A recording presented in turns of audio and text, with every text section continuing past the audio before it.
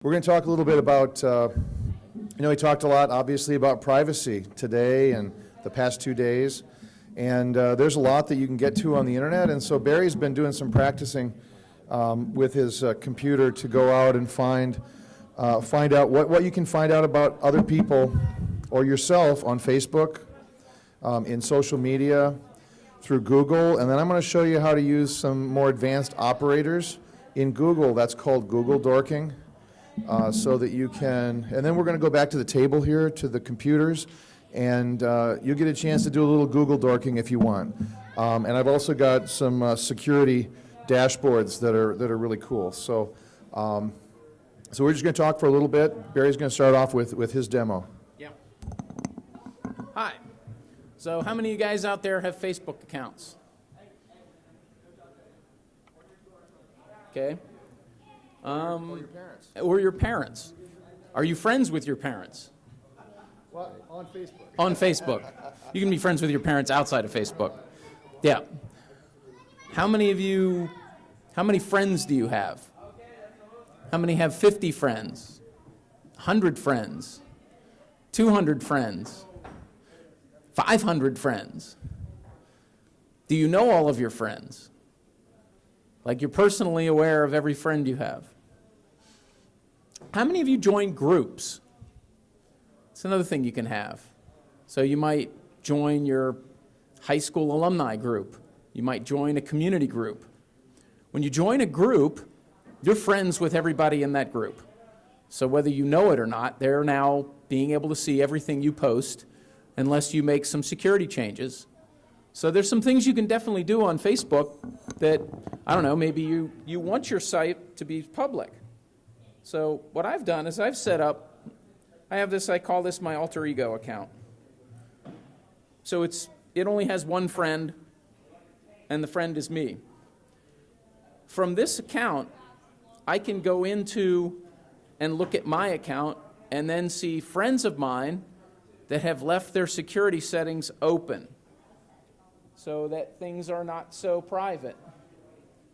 So you want to do a security checkup to make sure who can see my stuff. That's important. Facebook used to have a thing called Friends of Friends, which means anybody I was friends with and anybody they were friends with could see it. They've removed that and they just have public. So if I were to click this, basically anybody, even if you don't have a Facebook account, can see what I've posted here. This account, because I want to keep it as private as possible, I've changed the security settings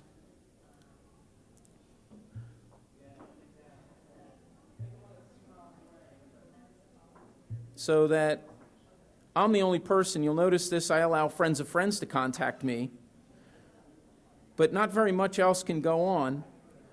Who can look me up? I might not want to let anybody look me up. There are other places in here in timeline and tagging. So I only want to be the only person posting on my timeline. I know other people that are fairly private about that. The only downside to changing this to like this is that nobody can send you a birthday greeting. So if you have your birthday on there. There is some private information that you might think is good to have in your profile, but is also something that people can use if they have access to your Facebook account to be able to phish you or entrap you to get other information. For a while, you could obtain your social security number just by figuring out where you were born and what your birthday was. That's a little bit more difficult now, but was the case. So just a few things on Facebook to try and make sure, you might want to change who you allow to see your posts, especially, let's say you have some messages you only want to send to certain people. You can go down here and you can customize which friends. I don't want friends to do that. I only want this guy to see this. So you could have a list of friends. Or you could say, I don't want to share with this guy, but I want to share with all my other friends. So that's sort of the inverse. In this case, it's kind of redundant because I only have one friend. He's not a very popular guy. So that's Facebook. Obviously, the one thing about any of the social media is What are you posting? You might want to have fun sometimes and post strange photos, but there are ways of people finding these things out, and as you get older, that can hurt you in your professional life. Not just from the standpoint of somebody publicizing photos that are, shall we say, indiscreet, or I know the sexting is a big problem right now. You don't want to post things like that in any kind of social media. So how many have an Instagram account? And if you look here, oh, Instagram looks like I need to log in to see it. You don't, unless you've changed the privacy setting. So if you know the name of a Instagram account, you can just go there and see all the photos and everything that's posted from that account. I chose music. That's my son's account. He works for Instagram. The same thing is true of Twitter. So Twitter is a little bit harder. I mean, you can search Twitter in other locations, but if you know the name of somebody, there's my Twitter account and stuff that I've posted. And here's one for Roots. How many of you use Snapchat? How many of you use Snapchat and send photos that you didn't want to be public, that you really wouldn't want somebody to see? If you do that, do you really trust that Snapchat's deleted the stuff on the back end? There were some hacks in Snapchat that allowed them to do some pretty evil things. So in any social media, you basically want to think about it and say, would I post this and wear this as a photo on my person and walk around the streets or in my school? If you don't want to do that, then probably not a good idea to send it anywhere. Things get recorded. Although if you're using Wicker, those things do get destroyed. So I'd recommend using that. Well, I've got John here that can come up and talk about Google and the things that they can do on Google. Go. All right, is this your phone? No. I want to see who left their phone up here. All right, great. So thank you, Barry. Let me see, where do we have Facebook on here? There's Facebook. All right, so you also can't trust everybody that you think you're talking to online is who they say they are, right? Oh, this looks like a kid at another school. It might not be. So let me just, let me check here. Oh, this looks like a nice kid. This is my dog. And so if you're not a friend, you can still see pictures. He's awesome. He also has a Facebook account. He's only 5, but I figured, he was safe because he doesn't post a lot. So yeah, you really do need to be careful. Let me go over here to Google. I wanted to talk about Google. Everybody knows what Google is. Everybody use Google? You've used it, or at least have used it. Maybe it's not your favorite. There are other search engines. Some search engines don't keep records. I think there's a search engine called DuckDuckGo that you can Google and find, and it will. It doesn't keep records, but Google and Yahoo, and there were a whole bunch of search engines. A lot of them aren't even around anymore from the late 90s and the early 2000s, and some were more successful. Google's probably the most successful in the world, and they don't charge. You can get email, right? Anybody have Gmail? I have Gmail. Okay, you got Gmail, and it's free, right? You go out and you search. You know what they do is they have search engines that basically go read every web page, all the code on the web page, even the stuff that you as a viewer don't see. And they index all of that in a huge database. They have so many servers that they have to have really huge warehouses, like many football fields in size.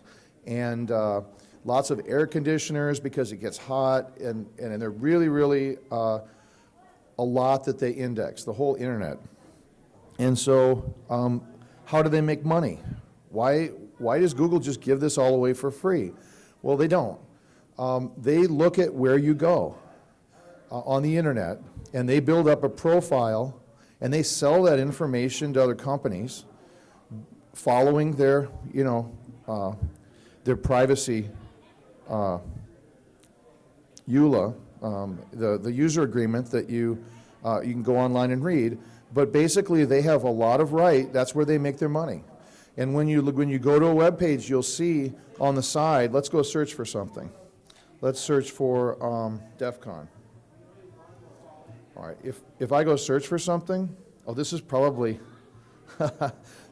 this is someone's secure because you don't see any ads over here. So if you're using ad blocker, you're not getting those Google ads.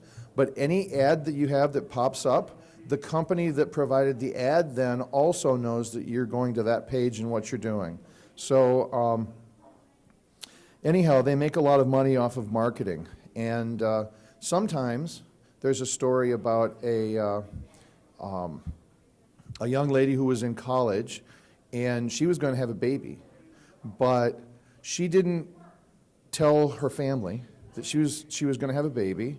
And all of a sudden, there's advertising in the mailbox started to come to her house because Google knew what she was going and looking at. I want to buy baby clothes, and I want to get things for the nursery. And so her father got mail in the mailbox outside that was actual mail that was for all kinds of baby stuff, right? And so, they know what's going on, even when the rest of the family, or maybe even the girl herself wouldn't have known, but Google knew. So it's kind of scary. So when you search on Google, you can make your searches more advanced, and that's what we're going to talk about. You can use advanced operators. It's basically an operator. I'll show you what that is, followed by a keyword, a colon, and a keyword. And these keywords are called Google dorks, okay? And advanced Googling is also called Google dorking. So if you want to learn more about Google dorking, you might just type that in. Okay, let's go.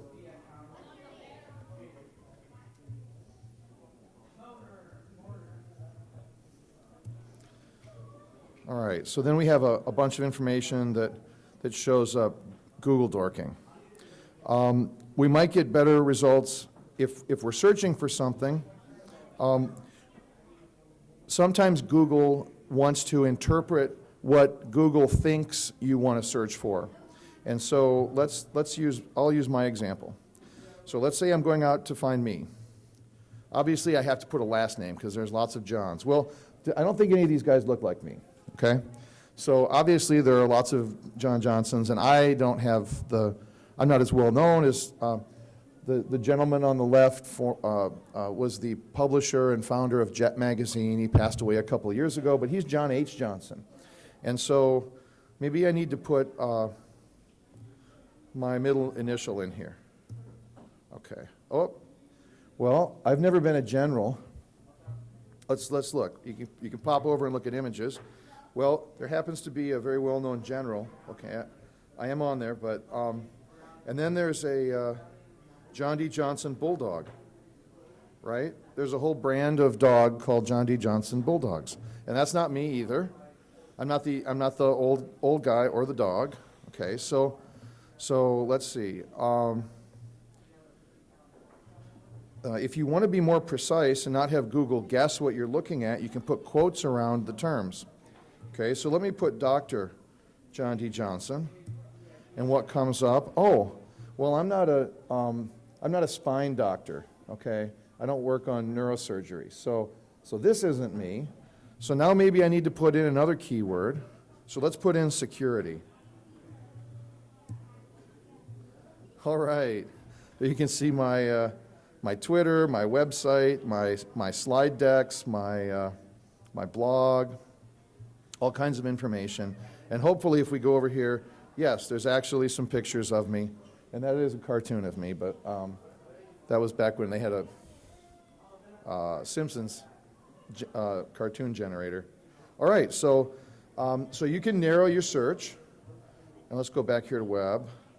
And let's say you wanted to find something else, though. Okay, so I'm going to use one of these Google Dorks, and I'm going to go out and search for something more specific. So let's say I want to go to search the Roots website. So I type in site, and I put colon, and then I put r00tz.org. And maybe I want to get contact information, right? So I'll say contact.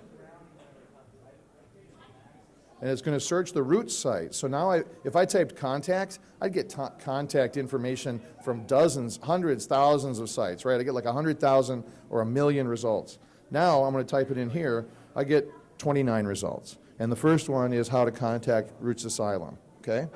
So you can use these advanced Google Dorks to be more specific. So I'll show you one more example, and then we'll go back over here to the table with the computers. And if you want to do some Google Dorking, I can give you some information, or you can do it later if you want. Let's try one more. Let's say I want to go out and I want to look for a particular type of file. So I can say, I'm looking for a file type of XLS. That's a spreadsheet. And I want the spreadsheet to contain, I type in text, colon, I want them to have @gmail, I spell that right, .com. Although if I don't spell it right, Google will probably correct it because it thinks it knows what I want. And so what do you think is going to show up here? That's right, Gmail addresses that somebody has in a spreadsheet. Who would keep Gmail addresses in a spreadsheet? Maybe a company or an organization? So let's see what we get. Wow, we've got 142,000 results of spreadsheets that contain people's emails, okay? This is how you get on spam mailing lists, because companies go out and they farm this, and then they send you spam, and you get a lot of junk mail, okay? So that's just one example, and I've got a website that actually will walk you through this. So if you want to, we've got a table back here with half a dozen computers, and there's some more where the crypto challenge was yesterday. I'd be glad to help you. We've got another 10 minutes before the next speaker, and then you can take this information and practice on your own. So, anything else, Barry? No, I think we're good. All right. Thank you very much. I was clapping for you. No, thank you.